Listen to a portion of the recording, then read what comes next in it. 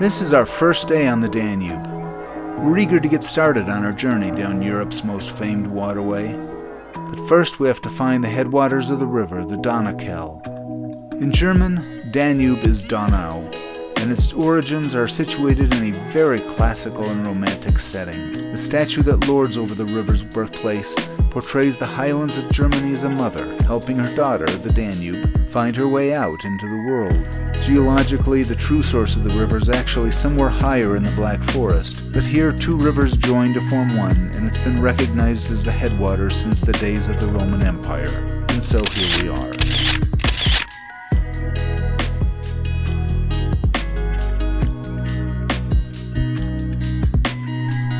After a late start, we were on our way, leaving the town behind and riding through trails and farm roads through a broad open valley and rich fertile fields evocative of a Gainsborough landscape.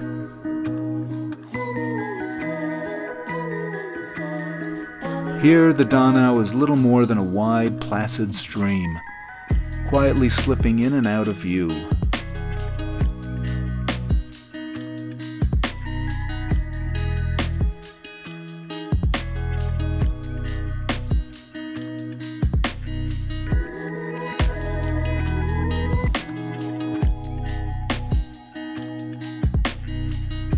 First crossing of the Danube, ladies and gentlemen.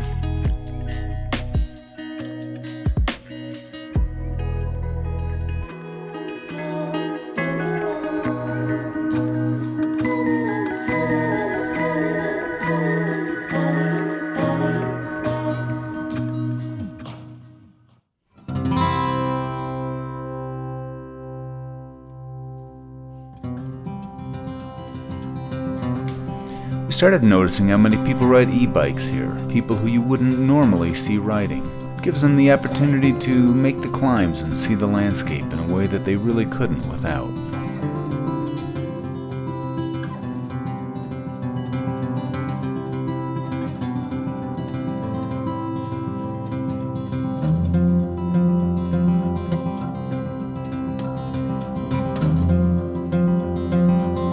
Sometime during the day we booked a room on Booking.com, a site that we were finding ourselves turning to more and more.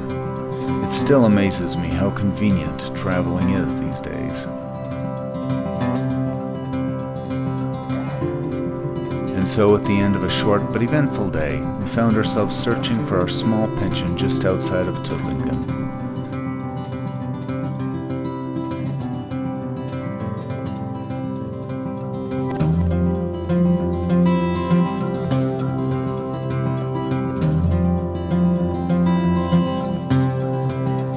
The guest house was run by an Italian gentleman whose boisterous and expressive style made my Sicilian girlfriend feel right at home. The Italian dinner was a nice change of pace from the local cuisine.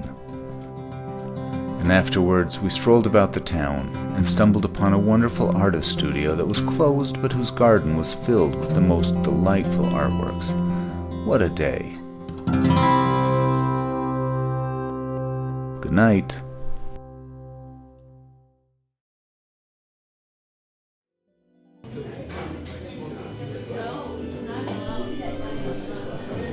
We're really getting to love these German breakfasts. Our new morning ritual is to make an extra meat sandwich on warm and seedy Kaiser rolls stuffed with cucumbers and bell peppers and wrapped in a napkin for our picnic lunch.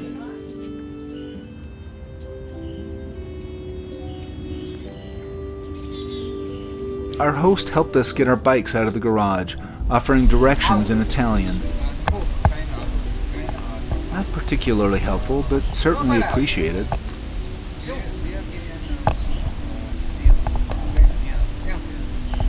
Grazie.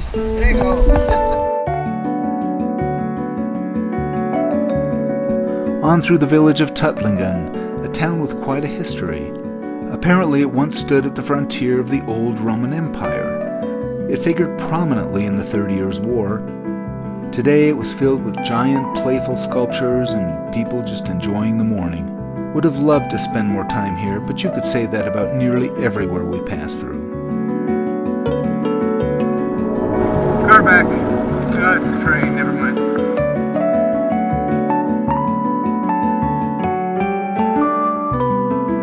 Soon we found ourselves riding through the Upper Danube Nature Park, a vast region situated on the Heuberg, the southwest plateau of the Swabian Alps, through which the Danube carves its path to the sea.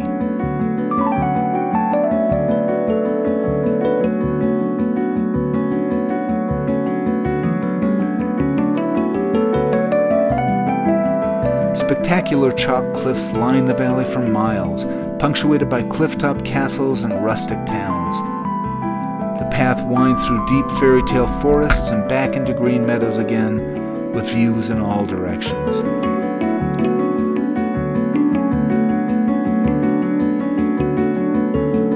This once was a pilgrimage route, I'm told, and countless little religious shrines appear all along the way.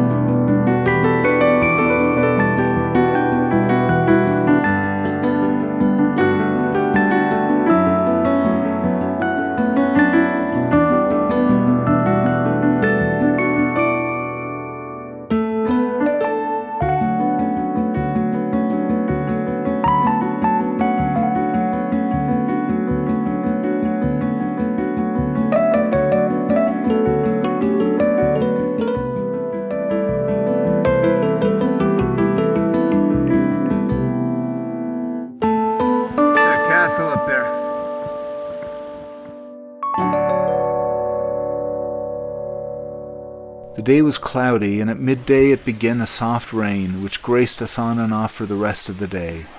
We managed a break during the rainiest part, grabbing a bit of lunch in a small village.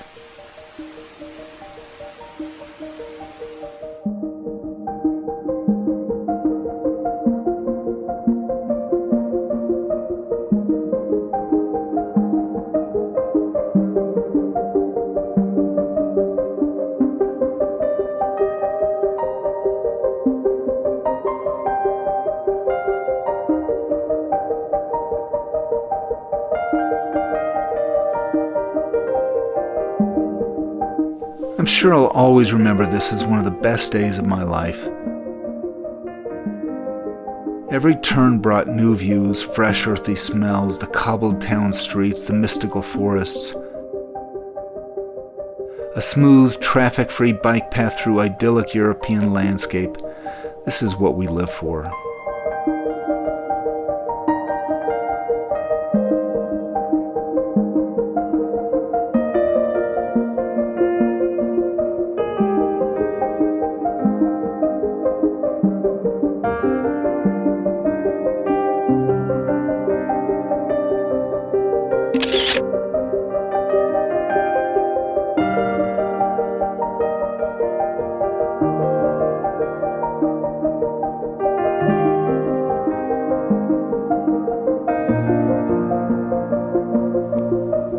This is the Eurovelo 6, the bicycle highway across Europe from the Atlantic coast in France to the Black Sea in Romania, the most heavily traveled long-distance bike path in all of Europe.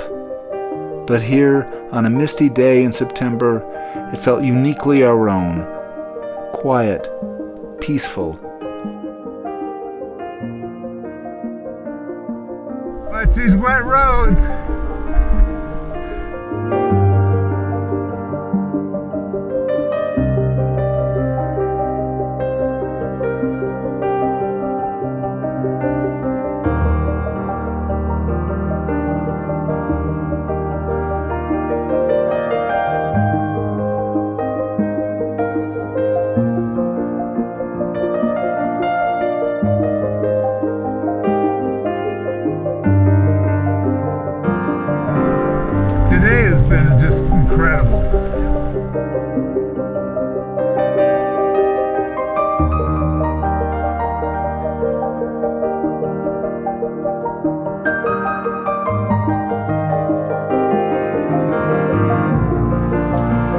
15%.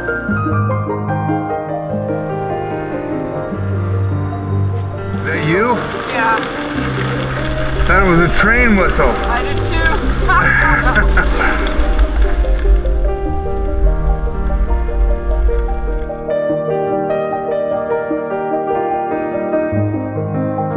Every bit, it's just been just crazy today.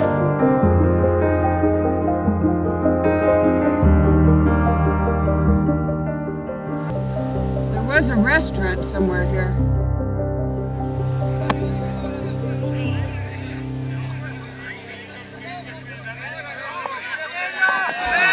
Buongiorno. Mwah.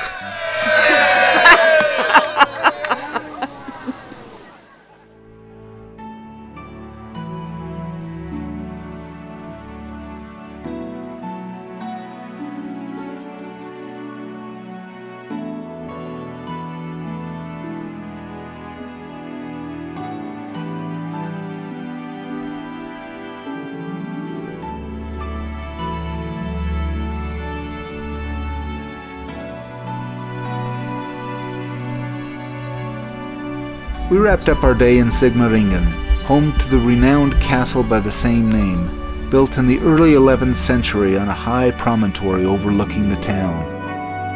A fire in the late 1800s destroyed most of it, and it was rebuilt on a grand scale. Only the towers of the original castle remain.